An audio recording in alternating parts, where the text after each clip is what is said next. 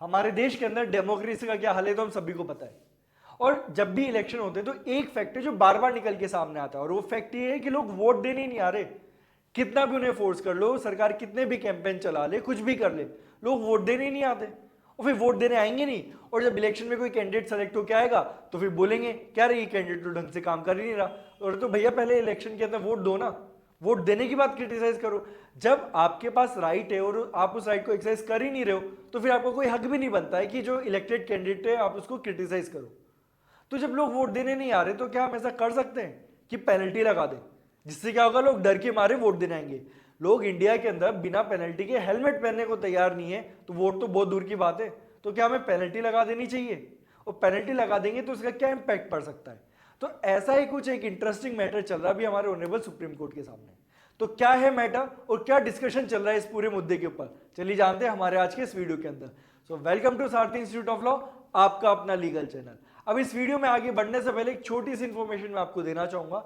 Information ये है कि अगर आप एक लॉ ग्रेजुएट हो या लॉ स्टूडेंट हो और आप चाहते हो कि आपको सभी लेटेस्ट लीगल वैकेंसी अपडेट मिलते रहें, टाइम टू टाइम मिलते रहें, तो आप ज्वाइन कर सकते हैं हमारा व्हाट्सएप ग्रुप, जिसके अंदर हम शेयर करते हैं लेटेस्ट वैकेंसीज, लेटेस्ट जजमेंट्स, इसके अलावा कुछ कंसेप्ट्स, ताकि आप अपने आप को एकदम अप टू डेट रख पाओ, कंपटीशन से आगे निकल पाओ, ताकि आपका जो एक सपना है गवर्नमेंट जॉब सिक्योर करने का, आप उस सपने को पूरा कर पाओ।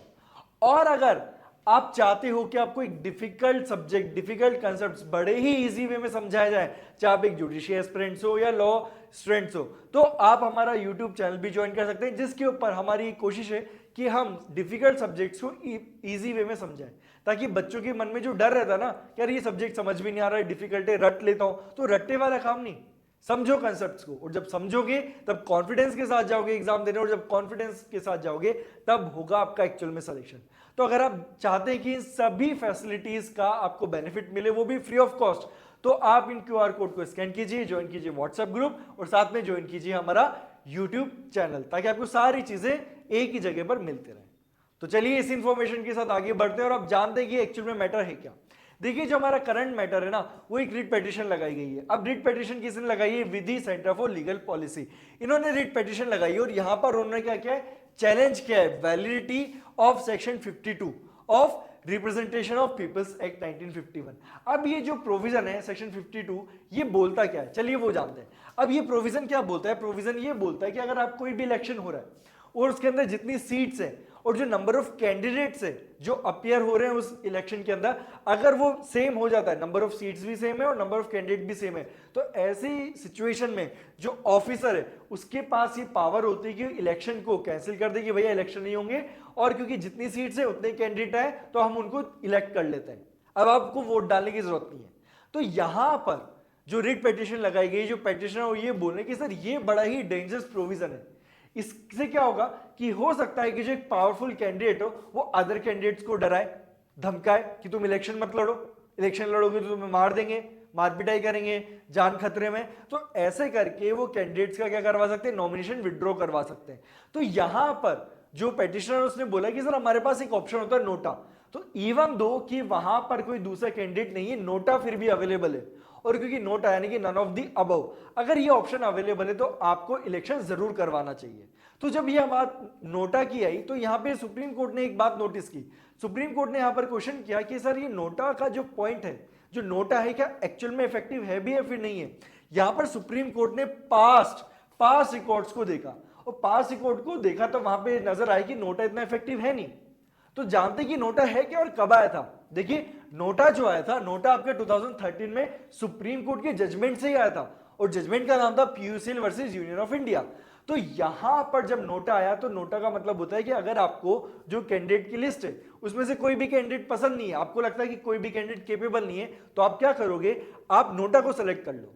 तो उससे क्या होगा कि जो पार्टीज उन्हें समझ में आएगा कि यार ये कैंडिडेट है जिसको लोग चूज नहीं कर रहे हैं, और अगर कोई भी ऐसा कैंडिडेट है जिसको नोटा से कम वोट्स मिले तो क्लियर हो ही जाएगा कि भाई ये कैंडिडेट तो लायक नहीं है, लोग क्या चूज कर रहे हैं, नोटा, उस कैंडिडेट से ज्यादा वोट मिल रहे हैं नोटा को।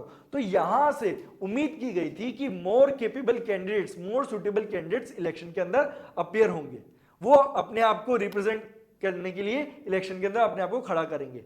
लेकिन जब सुप्रीम कोर्ट ने यहां पे डाटा मंगवाया कि ये नोटा से एक्चुअल में कुछ इंपैक्ट पड़ भी रहा है या फिर नहीं पड़ रहा, या फिर ये सिर्फ कहने की बात हो गई कि हमने नोटा इंप्लीमेंट तो कर दिया है लेकिन यहाँ पे कुछ हमें रिजल्ट मिल रहा है।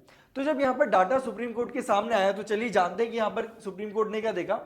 सुप्रीम कोर्ट ने यहाँ पर बोला दैट कि यहां पे जब हमने नोटा का डाटा देखा तो नोटा को बहुत ही मिनिमम वोट्स मिल रहे हैं, कोई सिग्निफिकेंट वोट्स नोटा को मिल ही नहीं रहे, तो नोटा काइंड ऑफ इनइफेक्टिव है, इसका कोई फर्क ही नहीं पड़ रहा है। और ऊपर से आप ये देखिए कि नोटा की सिचुएशन में क्या हो रहा है, नोटा इफेक्टिव बन भी नहीं पा रहा है, क्योंकि लेट सपोज अगर किसी कैंडिडेट को नोटा से कम वोट मिलते हैं तो क्या होगा उस कैंडिडेट का, कुछ नहीं होगा। अगली बार पार्टी चाहे तो उसी कैंडिडेट को फिर से खड़ा कर सकती है, और जो हमारे वोटर्स हैं उनके पास कोई ऑप्शन ही नहीं रहेगा, बार बार उन्हीं साइकिल के अंदर वो घूमते रहेंगे। तो इस रीजन की वजह से नोटा काइंड ऑफ इनइफेक्टिव हो गया। तो यहां पर जब ये सारी बात चल रही कि नोटा इनइफेक्टिव है, फिर क्या है, लोग वोट देने नहीं आ रहे हैं और वहां पर सुटेबल कैंडिडेट नहीं मिल रहा है तो लोग वोट देने नहीं आएंगे, और अगर सुटेबल कैंडिडेट नहीं है, सिंगल कैंडिडेट है, तो उससे क्या होगा कि जो रिटर्निंग ऑफिसर है वो उस कैंडिडेट को इलेक्टेड डिक्लेयर कर देगा इवन तो एक भी सिंगल वोट नहीं पड़ा है। तो जब ये सारा मुद्दा चल रहा है तो सुप्रीम कोर्ट ने बोला कि क्यों ना हम यहाँ पे कुछ ऐसा प्रोविजन बना दे जिससे लोगों के लिए मैंडेटरी हो जाए वोट डालना।